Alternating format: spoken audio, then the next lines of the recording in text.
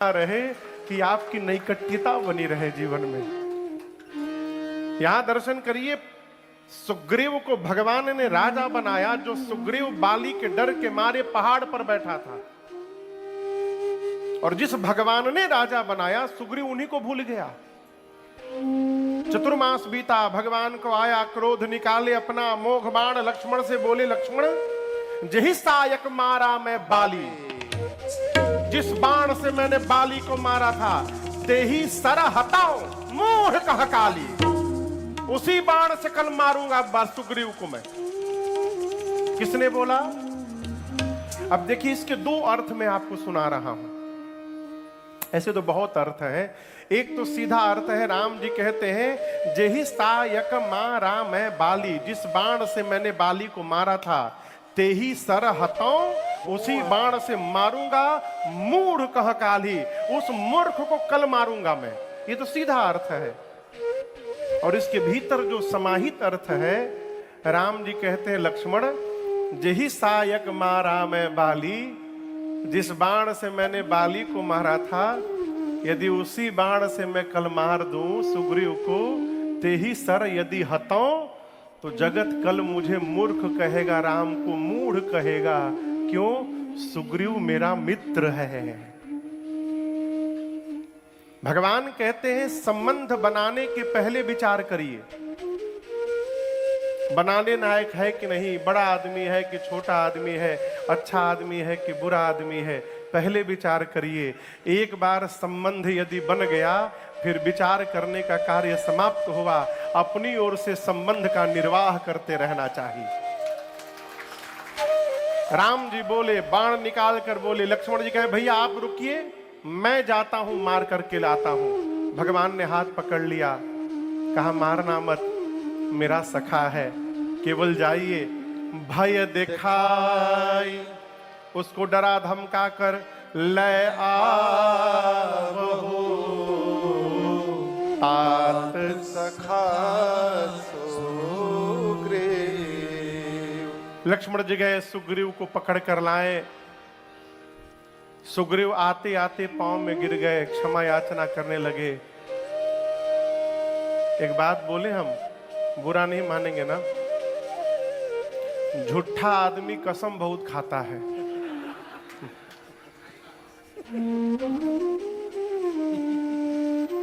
हर बत्ती में मां कसम, क्योंकि वो जानता है कि मैं झूठ बोल रहा हूं। उसको स्वयं की बात पर विश्वास नहीं है, इसलिए सामने वाले को विश्वास दिलाने के लिए वो कसम खा लेता है।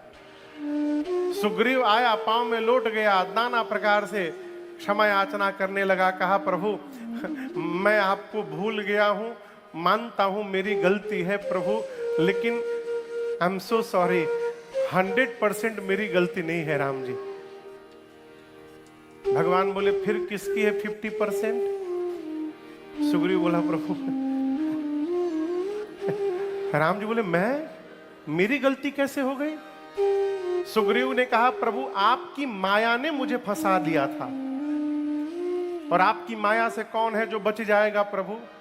यदि आप चाहते तो अपनी माया को बोल सकते थे कि देखो सुग्रीव को बहुत आवश्यक कार्य सौंपा हो, सुग्रीव को न फंसाना। आपने अपनी माया को मना नहीं किया, आपकी माया ने हमको फंसा लिया था। अब आप बताइए 100% मेरी गलती है कि 50%? राम बोला अच्छा कोई बात नहीं, अब आप वो यत्न करिए जिससे सीता जी मिले। सुग्रीव जी ने कपियों को बुलाकर भेजा, पूरब जाइए, पश्चिम जाइए, उत्तर जाइए, सीता जी का पता लगाकर आइए, लेकिन दो कंडीशन है। पहली कंडीशन क्या है? 1 महीने में वापस आना है। शंभू जी, कई लोग ऐसे होते हैं ना जिनको कोई काम सौंपने के बाद उनके पीछे आदमी लगाना पड़ता है, देखिए करता कि नहीं करत। सुग्रीव ने कहा 1 महीने में वापस आना है।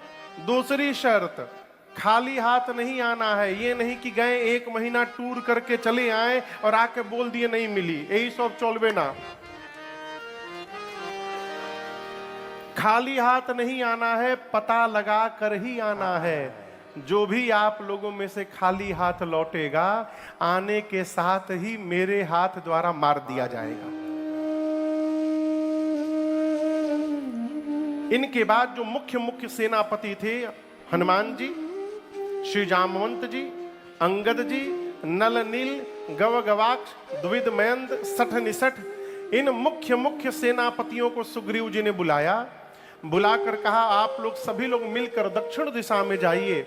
याद रहे, शर्तें यहां भी लागू हैं। आपको भी 1 महीने में ही आना है और खाली हाथ नहीं आना है। राम जी बैठे हैं शिला के ऊपर, लक्ष्मण जी पीछे खड़े हैं और सामने से सारे कपि बारी बारी से प्रणाम करके जाने लगे। गोस्वामी जी कहते हैं, सबके जाने के बाद पाछे पवना तनय सिरुनावा, जानी काज प्रभु निकट बुलावा। पाछे पवना तनय सिरुनावा, जानी काज प्रभु निकट बुलावा। परसासीस सरोरुह पानी, कर मुद्रिका दीन जन जाने। परसासीस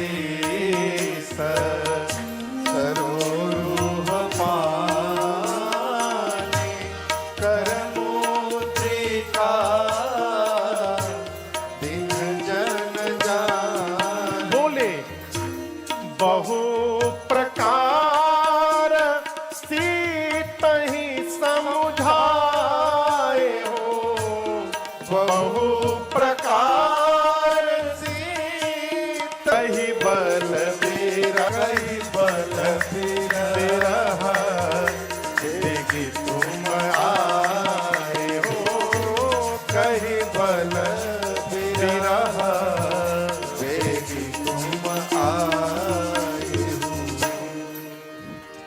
जामवंत जी प्रणाम किए, राम जी ने आशीर्वाद दिया। अंगद जी ने प्रणाम किया, राम जी ने क्या किया?